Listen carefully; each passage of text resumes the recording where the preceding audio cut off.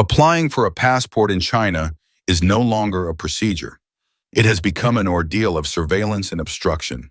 You are told to write down your application again and again, to clearly explain where you are going, why you are going, and whether you are sure. Even then, you are told to reapply. In some regions, entire batches of passports are quietly collected or withheld under vague excuses such as village funds, asset checks, or water projects. Many people once believed they could go abroad to earn money or change their lives, only to realize that now they must fight just to secure basic residence documents before they are even allowed to leave. Friends report being forced to shuttle back and forth across provinces like Henan, Hunan, Qinghai, and especially Fujian, exhausting time and money, yet only to be sent back to start over again. The pressure does not stop there. Some people receive sudden calls from their hometown authorities demanding that they cancel their passports immediately. Others are told to hurry up and apply before the window closes, even though they know approval is unlikely. In many places, an invitation letter is now required just to submit a passport application. Officials mock complaints about visa difficulties, saying bluntly that many people cannot even obtain a passport anymore. This is no longer inefficiency, it is deliberate obstruction. A passport, which should function like an ID card and represent a basic civic right, has been turned into a privilege that can be denied at will. Yet control has become so normalized that some workplaces and schools are ordered to hold employees' or teachers' passports. I teach Chinese every day. I do not handle state secrets. I am not involved in sensitive projects. Yet my passport can still be taken away without explanation. Teachers and social workers are quietly transformed into controlled groups. Travel for vacation is treated as suspicious behavior. In most countries, a passport proves nationality and grants freedom of movement. In China, a passport functions more like a probation document, constantly reviewed, questioned, and revoked. By 2026, passport administration has effectively been pushed down to village-level power structures, and the principle of emergency travel has collapsed in practice.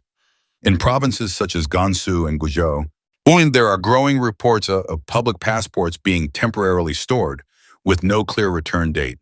In so-called sensitive regions like Fujian, Xinjiang, and Hebei, renewing or replacing a passport has become nearly impossible.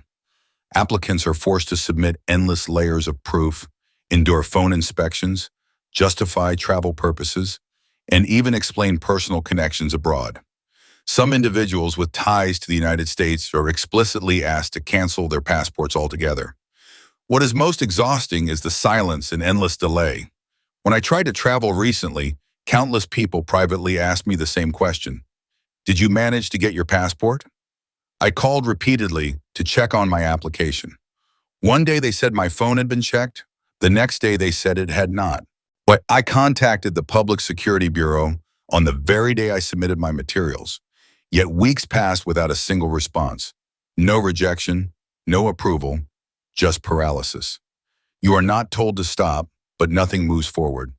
This is how travel bans now work, not through open announcements, but through endless waiting, confusion, and quiet exhaustion until people give up on leaving at all. I spent several days trying to apply for a new passport, but still failed. It is extremely unpleasant, and I am almost embarrassed to admit it. I honestly do not know what these people do all day. They live off public salaries yet do not handle real work. I even argued today with the staff in charge of applications. They demanded that I provide a residence permit, even though one can only be obtained after staying more than 6 months. They had no official documents to support this demand. According to higher-level regulations, no residence permit is required at all. They were simply making things difficult for me. My passport is from Guizhou. I was asked what I was doing in Guiyang, whether I was studying or working. I said I was working, and they demanded proof of accommodation and even absurd requirements like warehouse addresses. Why is it so difficult for Chinese people to go abroad? Holding a Chinese passport, to be honest, the phrase "leave whenever you want" has nothing to do with us. In some countries, one passport allows global travel as long as you can prove your nationality. We cannot. We must prove too many things. First, you must show your passport to prove you are a person. Then you must provide a criminal record certificate to prove you are safe. Next, but you must show your bank balance to prove you have spending power, followed by detailed bank transaction records. Not only that, you must also provide an employment certificate to prove you have a stable job and will not illegally work or disappear overseas.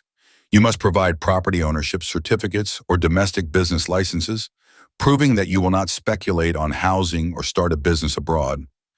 Even after submitting all of this, you may still be rejected during interviews for no clear reason or simply because you look untrustworthy. Even then, you still cannot leave the country. Some scholars point out that passport control has become a flexible yet pervasive form of social control that exceeds normal administrative management. It causes enormous inconvenience to society, making it harder for students to travel urgently for education and for business people to sign contracts or cooperate across borders. Chinese people are truly pitiful. At the same time, working in Australia does have certain advantages. Income there is directly proportional to labor. For example, I worked nearly 12 hours today and earned over 330 Australian dollars. Converted to RMB, it is far higher than domestic wages. The work environment is more standardized, and no one judges you based on your background or temporary personal issues like illness. Working 2 years in Australia can be equivalent to working 10 years in China, and 5 years there can feel like 25 years here. For an individual, 25 years is a lifetime. I'm already 41 years old and feel old. Thinking about enduring 25 more years of this kind of work in China is unbearable. It is extremely difficult to accumulate wealth domestically even after decades. No wonder young people or those with some resources want to go abroad. Online discussions are heated. Some argue that young people should not give up and should work harder, especially since there are more opportunities overseas. Others ask who will do low-income domestic jobs if everyone leaves, and how national development can continue. Under the current system, rules are designed for the bottom labor force, treating them as expendable. People are allowed to awaken but never allowed to leave. Speech may not be fully controlled, but bodies and movement are. That is why thresholds with Chinese characteristics are set for going abroad, including language requirements, bank deposits, transaction records, asset certificates, debt certificates, and various clearance documents. For people struggling daily just to survive, dealing with such complexity is nearly impossible. Many bottom-level workers earn only 5 yuan per hour. Some jobs still pay the same wages they did 10 or 20 years ago, while parking fees in high-end malls exceed 15 yuan per hour. Prices keep rising, but wages do not. In 2025, some sanitation workers earned only 800 yuan per month, with wages delayed for months. Some elderly workers over 60 have no days off. Their labor is treated as worthless. According to data from the Chinese Immigration Administration released on January 28, 2026, China recorded 6.97 billion border crossings in 2025, a year-on-year increase of 14.2%. Mainland residents accounted for 335 million trips, while Hong Kong, Macau, and Taiwan residents accounted for 279 million, both reaching historic highs. Under globalization, more Chinese citizens are studying, working, and living abroad, with increasing numbers choosing long-term residence overseas due to differences in lifestyle, education, employment, healthcare, and social welfare.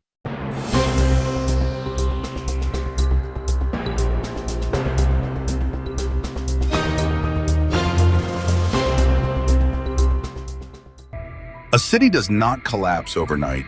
It fades quietly, street by street, light by light, person by person. And if you walk through Shanghai today, you will feel it immediately. This is not the Shanghai people remember. This is not the city that once swallowed crowds, ambition, money, and dreams. Something has changed, and it is happening silently. There was a time when entering Shanghai on a weekend felt like stepping into a living organism. The sidewalks were packed. The subways were suffocating. You couldn't move without brushing past strangers. Every corner buzzed with energy, noise, transactions, and desire. People came here believing that if they could just survive in this city, they had already won. But today, you can stand on the same streets and feel something unsettling. The crowds are gone. Walk down what used to be the busiest commercial arteries. Streets that once never slept. The neon lights are still there, still flashing, still pretending. But look closer. Turn into the side streets. That's where the truth lives now. Rental signs hang everywhere like quiet distress signals. Empty storefronts stare back at you. The silence is loud. This isn't an illusion. This isn't nostalgia. Data confirms what your eyes already know. Store vacancy rates are climbing. High-end retail is shrinking. Even prime commercial zones are bleeding tenants. Landlords who once dictated impossible rents are now negotiating, begging, lowering prices, yet still unable to stop the exits. And here's the most disturbing part. It's not just small businesses failing. It's confidence that's collapsing. Mu, a milk tea shop owner who spent 5 years in Shanghai, said something chilling on the day he closed his store. Don't open a shop, he warned. It's not that money is hard to make. It's that nobody wants to spend anymore. Even the rich are clutching their wallets. When consumption disappears, a city like Shanghai loses its heartbeat. After 7 in the evening, streets that once forced you to shuffle sideways are now eerily spacious. You can turn around freely. You can stick in and stare. You can hear your own footsteps. In a city built on movement, stillness feels unnatural. Near People's Square, there are shopping centers that used to define youth culture. For an entire generation, these places were icons, trend sanctuaries, social hubs, identity factories. Everyone knew them. Everyone went there. To be seen there meant you belonged. Now, entire floors are closed. Corridors echo, escalators move but carry no one. Security guards outnumber customers. When even the guards sigh, you know something is wrong. Some malls are trying to reinvent themselves. They pivot to niche subcultures. Anime merchandise, cosplay outfits, themed cafes. It feels creative on the surface, but desperation seeps through the cracks. These new industries are not expanding. They are replacing what died. And replacement is not recovery. Foot traffic remains thin. Sales are minimal. Shops survive day to day, hoping for a miracle that never comes. One blogger described the atmosphere perfectly. It feels like 10 years of winter followed by another 10 years of winter. Not a recession, a prolonged freeze. And this phenomenon is not confined to Shanghai. What you see here is simply more visible, only more concentrated. Other cities are following the same trajectory, quietly, relentlessly. Closures spread like a slow tide. But statistics don't tell the most painful story. People do. Consider a couple from the countryside who poured everything they had into a home in Shanghai. Over 3 million yuan. Years of savings, family support, dreams compressed into concrete walls. The logic was simple. Endure hardship now, secure a future later. That logic once worked in Shanghai. Now it's collapsing. Their apartment is old, poorly insulated, expensive to maintain. The mortgage exceeds 10,000 yuan per month. Utilities pile up. Income stagnates. Each time they check their bank balance, the numbers shrink, mocking them silently. Sleep becomes impossible. Anxiety becomes routine. The question no longer is how to get ahead, but how to survive. If I can't earn more, the homeowner admits, I might lose everything. The thought of returning to their hometown feels like defeat. 20 years of effort, gone. Yet staying feels equally impossible. Their final safety net is the old house back home, the last retreat. Sell it, and they might hold on in Shanghai a little longer. But the cost is brutal. Their child would have to leave the city, return to a rural school, and restart life from scratch. A single decision reshapes an entire family's future. If they sell, they lose their roots. If they don't, they risk default. There is no winning choice, only different kinds of loss. This is the reality behind the city's fading lights. Shanghai didn't become poor overnight. It became cautious, then fearful, then exhausted. A year ago, people still spoke of love for this city. They packed their bags, rushed in, hoping to catch the last train upward. Now, when you call friends to meet, you discover they've already left. Quietly, without announcements, without farewell posts. The city didn't push them out with force. It drained them until they chose to leave. What makes this moment dangerous isn't collapse. It's normalization. Empty streets start to feel normal. Closed shops become background noise. Silence stops alarming us. That's when decline truly sets in. Shanghai was once a promise, a symbol, a belief that effort would be rewarded, that growth was inevitable. Today, that belief is cracking. And when belief disappears, recovery becomes infinitely harder than rebuilding buildings. This is not just a story about one city, it's a warning. When confidence evaporates, even the strongest looking systems weaken. When people stop spending, stop risking, stop dreaming, no stimulus can resurrect momentum. Shanghai is still standing, the lights are still on, but something essential is missing. And if you listen closely beneath the hum of electricity and empty escalators, you can hear it, the quiet sound of a city learning how to shrink. China's poverty trap. Exposed, the underclass in despair. I want to ask everyone, are there really no poor people anymore?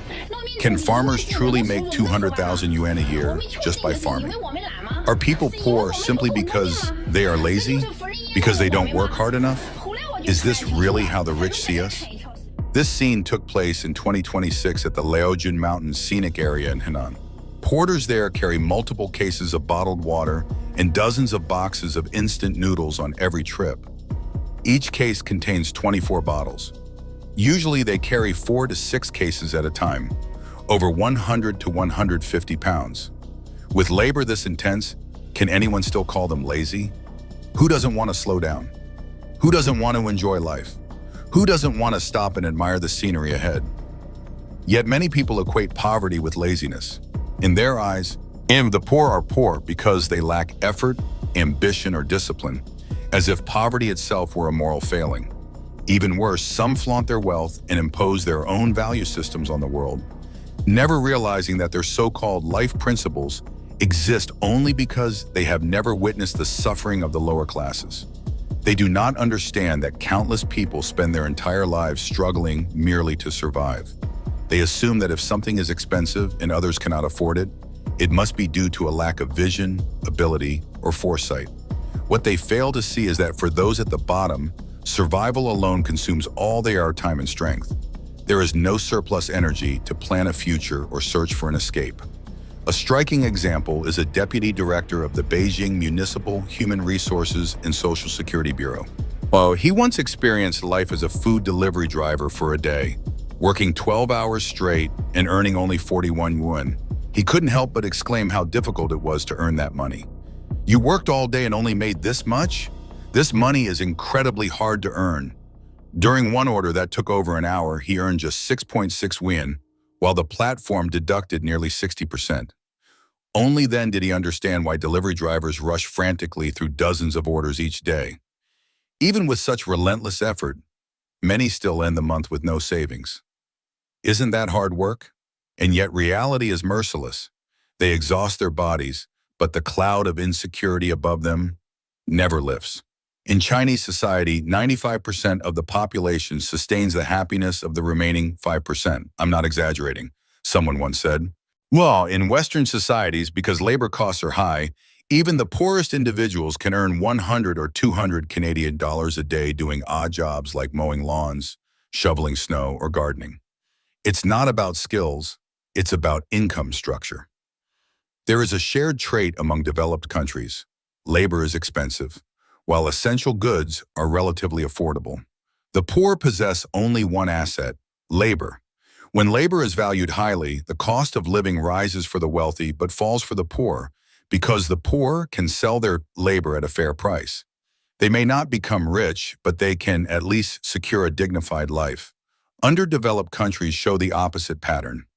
Labor is extremely cheap, while prices are painfully high. Think carefully about what that means.